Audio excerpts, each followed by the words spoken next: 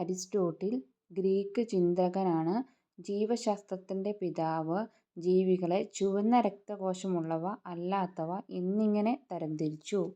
തിയോഫ്രസ്റ്റഡ് Greek ചിന്തകനാണ്. സസ്യശാസ്ത്രത്തിന്റെ പിതാവ്.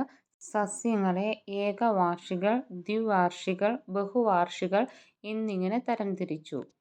Charaka Indian ശാസ്ത്രജ്ഞനാണ്. ആയുർവേദത്തിന്റെ പിതാവ്.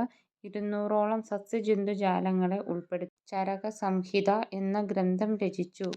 John ray ഇംഗ്ലണ്ടുകാരനാണ്.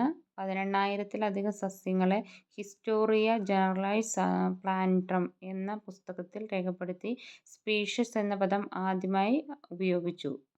കാൾ ലിനേഴ്സ് സ്വീഡൻകാരനാണ്. ആധുനിക വർഗീകരണ ശാസ്ത്രത്തിന്റെ പിതാവ് എന്നറിയപ്പെടുന്നു.